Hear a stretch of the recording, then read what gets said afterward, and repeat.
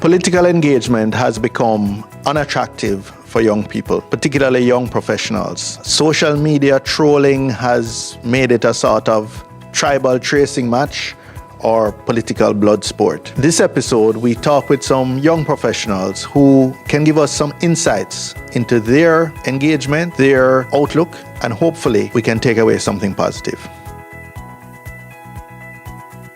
I felt like as an advocate in high school, how do you translate or get your level of advocacy to kind of make that sort of difference? How will I have an impact on policy? I wasn't sold in 2004, 2005 on either political party, admittedly. I was sure I wanted to go into politics and I was sure I wanted to be politically active, but I wasn't sure how to go about that. My dad at the time set up meetings with both sides. After my consultations and my own feelings about how to lead development in the country, I was more convinced with the JLP. You pointed out at the time the son of a well-noted politician, and that had the potential to turn me completely away from politics. It's done the exact opposite. I have seen the sacrifice and the commitment that my father had to make to politics in Jamaica and continues to do. But I've also, on the other side, seen the very direct influence that it has had on the lives and the circumstances of the least privileged and the ones with the least opportunity in Jamaica. And that has encouraged me as an individual, not just as a professional or coming from a political family, to want to engage the arena. That if I think that my voice has credit and that I have something to say and to contribute, that there is no way that you can be disenchanted from politics. You have to go in, you know it's going to be a sacrifice, you know it may be a fight, but you are doing it for a purpose larger than yourself.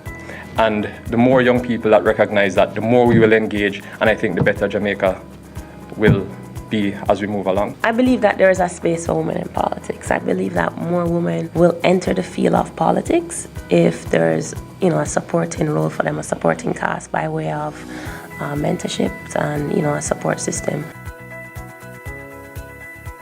The problem is that both political parties and senior members of both political parties have been able to exist and succeed with doing the same thing over a number of years. If we're going to move the thinking forward, it is going to have to start in the schools. We're going to have to re-socialize a lot of our population, because when you go into the field, you have the usual political conversations. There are a lot of people who don't want to hear that. Where you find that, or I have found from my experience, that they're willing to have deep conversations and they want deep debates and they want an exchange and a contest of ideas, is really with your millennials. And if we don't start there and kind of work our way back, you won't get there. In any successful enterprise, you have to have structure. So when we say things like term limits, sometimes people say it in a tone that it's a bad word or it's a bad thing. There's nothing wrong with it, right? Things must have timelines. And yeah, we need to have term limits.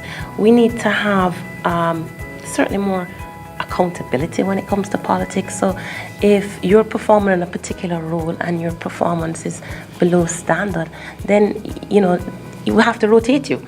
We have the same leadership. Well, I personally check the box. We have the same leaders in representational politics that we had when I was 14. I'm not telling you my age. The same ministers, speakers of the House, last Attorney General.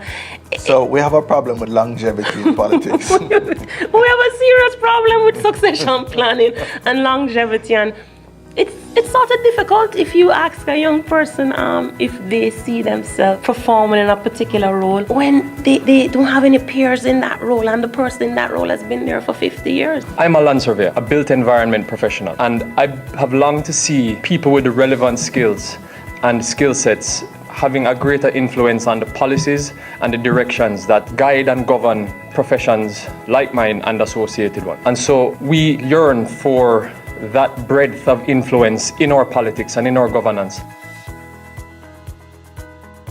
Since the Jamaica debt exchange and with the fiscal consolidation done under your administration, the country has made serious strides in its management of its fiscal affairs. It's demonstrated that we won't make the mistakes of the past, and I don't think our private sector, our civil society, our churches, our well-thinking citizens would allow either side to make certain mistakes as made in the past. But where we are right now, there is, in my mind, a unique mood, a unique confidence, and a unique hope. And if you believe that a rising tide lifts all ships, you would know from some of the projects even within your constituency that when you put a 500 people or 1,000 people to sustainable work, Transformation. it is transformational in this country. And there we have to struggle and keep our eyes on the victory and make sure that we don't make any mistakes with some of the potential investments that we have. The most significant change that has taken place recently is that in a greater sense people are feeling like their voice can be heard. As long as you